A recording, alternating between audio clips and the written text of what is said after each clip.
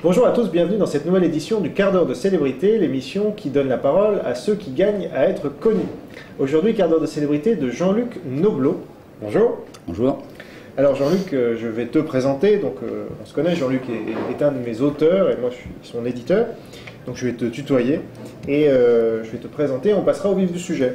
Alors Jean-Luc, tu es journaliste spécialisé automoto et tu es l'auteur d'un livre à succès, il faut le dire, Radar, le grand mensonge, dont je suis l'éditeur.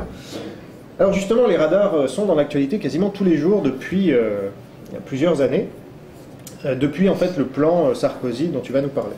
Alors ma première question ne porte pas directement sur les radars, mais sur ta médiatisation. Parce que il me semble que les grands médias, enfin, je suis même sûr, puisque je l'ai vécu de l'intérieur, les grands médias, et notamment la télévision, ont largement fait l'impasse sur ton livre, alors que, comme je le disais, le sujet des radars est central dans l'actualité. Il concerne à peu près tout le monde, enfin tous ceux qui ont une voiture, c'est-à-dire des dizaines de millions de gens. Comment tu l'expliques alors que ton livre contient également des révélations importantes? Alors c'est vrai, Jean, il y a une sorte de plafond de verre entre la presse spécialisée et la presse généraliste, les médias qui touchent beaucoup de public comme la télévision ou les grands quotidiens. Et je l'ai encore une fois vérifié, c'est-à-dire que j'ai eu beaucoup, tu le sais, j'ai eu beaucoup de critiques très très positives dans la presse spécialisée. C'est un livre très connu dans la presse spécialisée. Et juste au-dessus, il se passe quasiment rien dans la presse généraliste, c'est-à-dire que les grands médias, pour les grands médias, ça fait partie des sujets, la sécurité routière, la répression routière, ça fait partie des sujets qui ne doivent pas être polémiques, on a l'impression. Et donc, au-dessus, il se passe rien. De la même manière, oui. C'est exactement ça. Ouais. On est dans le politiquement correct, dans la bien-pensance, dans la reprise de communiqués officiels. Et en termes d'enquête et en termes de polémique, il se passe absolument rien. Absolument rien. Alors, une des révélations que contient ton livre et dont quasiment aucun journaliste n'a parlé, c'est la collusion d'intérêts entre le pouvoir politique actuel, donc le gouvernement Sarkozy, et les gros industriels qui produisent les machines radars, et ce qui donc encouragerait, si le monde est logique, le gouvernement à construire toujours plus de radars et non pas à se baser sur des réalités concrètes. Est-ce que tu peux en parler, parce que tu as pas mal travaillé là-dessus? Oui, c'est vrai. C'est-à-dire que en fait, le système radar et la répression routière en général est un petit peu à l'image de la carrière politique de Nicolas Sarkozy, caricaturée, opaque, affairiste surtout.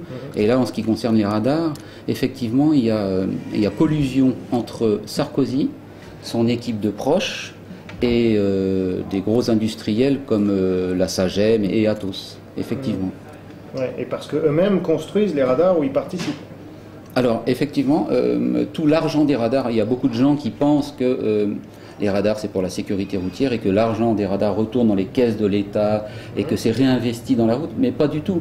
Il y a à peu près 80-90% de l'argent des radars qui reste coincé en haut aux mains des proches de Sarkozy, dans une caisse qui s'appelle Laffitte. Et puis la majeure partie de l'argent reste pour la Sagem, Atos, enfin toutes les grosses sociétés proches du gouvernement qui s'occupent du système. Et donc une des révélations de votre livre, c'est que cette fameuse caisse, Laffitte, la Cour des comptes a enquêté dessus et est dans l'incapacité de dire où va l'argent. C'est bien ça? Alors, c'est exact, c'est-à-dire que cette agence de financement des transports, etc., c'est une sorte de caisse grise, de caisse noire ou de caisse grise qui a été créée de toutes pièces par les Sarko Boys pour éviter que l'argent généré par les PV de la route ne retombe dans différents ministères. C'est une sorte de péage créé par les Sarko Boys. Et cette caisse, elle est présidée par Gérard Longuet, qui a déjà un passé assez sulfureux en matière de financement public. Oui, assez lourd, on va dire. Voilà. Ouais. Et donc la Cour des comptes, il n'y a pas plus tard qu'il y a 2 ans, a fait une enquête serrée sur cette agence et donc a recommandé de la supprimer puisqu'elle était incapable, puisqu'elle ne servait à rien. Et il ne se passe rien. C'est-à-dire que la Cour des comptes n'a pas de pouvoir, il ne se passe rien.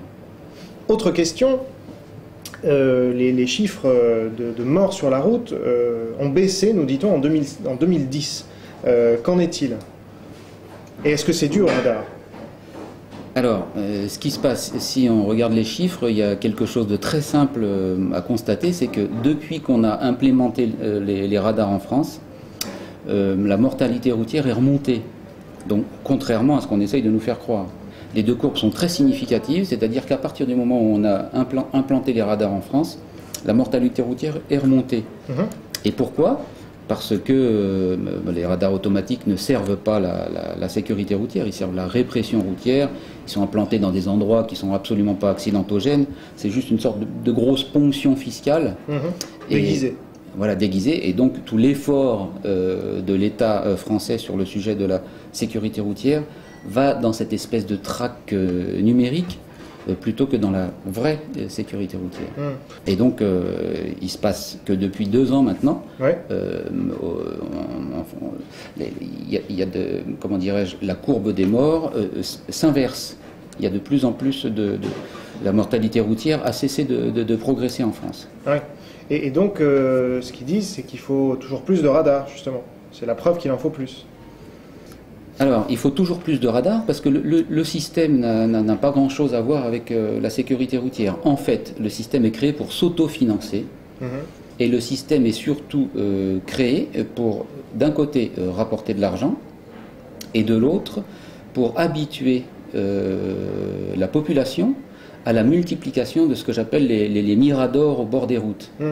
Les radars sont appelés à devenir incessamment, dans les années qui viennent, le premier flic de France. Alors ça c'est intéressant, projetons-nous un peu faisons un peu d'anticipation. Comment, parce que là on nous parle maintenant j'avais noté, de radars qui vont être qui vont mesurer 2 km et plus simplement un passage fixe. Donc ils vont être placés à des endroits où, je sais pas, de nouvelles technologies qui permettent... Donc est-ce que c'est ça l'évolution? Est-ce que ça va aller encore plus loin? Alors c'est exactement ça, c'est-à-dire que le système était destiné à la base à s'autofinancer, mais il se passe que les radars rapportent beaucoup moins d'argent que prévu. Alors, et qu'ils en coûtent. Voilà, qu'ils en coûtent, et ils vont en coûter de plus en plus, puisqu'il y en a de plus en plus. Frais d'entretien, frais de construction... Exact, etc. Donc les crânes d'œuvre du gouvernement phosphore et cogitent toute la journée pour essayer d'améliorer le système, d'où cette multiplication des radars gadgets, des radars par portion, les radars de feu rouge, les radars sans flash, etc. Tout ça, c'est pour essayer d'optimiser la rentabilité financière du système. Finalement, est-ce qu'on va être tous fichés, fliqués à tout instant? Parce qu'on se dit pourquoi 2 km et pourquoi pas finalement tout le temps? Est-ce que c'est ça l'avenir? Alors c'est ça, exactement. On va vers la multiplication des miradors au bord des routes. Et pourquoi? Dans un but de contrôle de la population par le traçage des déplacements. C'est-à-dire qu'en fait, les gens qui travaillent sur les radars, les ingénieurs de la SAGEM qui travaillent sur les radars, travaillent aussi main dans la main avec les gens de l'ANTS, l'Agence nationale des titres sécurisés, c'est-à-dire ceux qui nous mettent les photos biométriques sur les nouveaux papiers d'identité. Ah oui, c'est intéressant ça. Voilà, c'est-à-dire que les radars vont être capables de reconnaître biométriquement les gens. Les radars avec le système LAPI, la lecture automatique des plaques d'immatriculation, ils vont être capables de flasher en même temps des centaines et des centaines de plaques et donc de retracer les déplacements d'une grosse partie de la population. En fait, ces radars vont devenir de plus en plus performants, polyvalents, dans un but tout simplement de surveillance généralisée. C'est un peu orwellien, quoi. Mais c'est exactement ça. C'est exactement ça. On le voit déjà avec la RATP, notamment le fait, toujours sous des prétextes de bons sentiments, c'est-à-dire passer plus vite à la borne. Et finalement, on voit qu'en passant, il y a notre nom qui rentre dans une base de données. On peut nous suivre à tout instant. Exact. On peut nous suivre aussi par la carte bancaire, par le téléphone portable, par le pass Est-ce qu'on peut faire Navigo. Autrement? Parce que finalement, une carte bancaire, c'est très utile. C'est obligatoire. Et donc, on va pas s'en passer. Donc, les radars non plus, si. Alors, les radars, il faut habituer les gens à leur multiplication. Voilà, pour l'instant, c'est ça le principal problème. Mais on va tout doucement vers en France, des milliers de radars au bord des routes, un peu comme en Angleterre.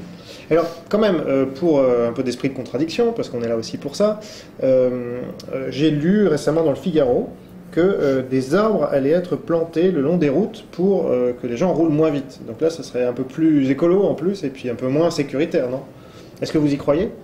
Alors bah déjà, c'est très significatif de la presse française, c'est-à-dire qu'ils sont dans le bavardage, dans le gadget plutôt que dans le fond du problème. Et deuxièmement, alors oui, en Angleterre, donc maintenant ils remettent des arbres au bord des routes. Ouais. Dans un but de faire croire que les routes sont plus étroites et donc de faire ralentir les gens.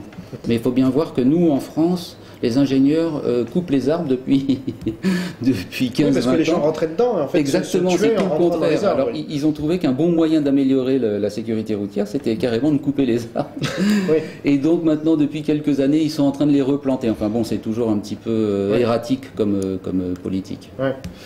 Alors, à nouveau dans le Figaro, on nous raconte que les radars sont très importants, et même financièrement, parce que le coût des accidents en France est de 25 milliards d'euros, donc ça n'a rien à voir avec les 500 millions que récoltent les radars chaque année. Alors deux choses, déjà le Figaro rapproche les progrès de la mortalité routière de l'emplacement, enfin de la mise en place du système radar, ce qui est complètement idiot puisque les radars n'ont jamais été implantés sur les points noirs de la route. Ils sont implantés sur des zones à fort trafic, sur les autoroutes où il se passe quasiment rien. Donc c'est difficile de les associer à un quelconque progrès. Et puis deuxièmement, alors là 25 milliards, c'est ce que coûtent les morts de la route. Mais quand j'ai fait mon livre, je suis allé voir tous ces chiffres-là qui sont régulièrement matraqués par les porte-paroles du gouvernement et autres. Ces chiffres ne correspondent à rien. Ils datent des années 50 et ils sortent d'études totalement fantaisistes. Ouais. C'est ça qu'il faut bien voir.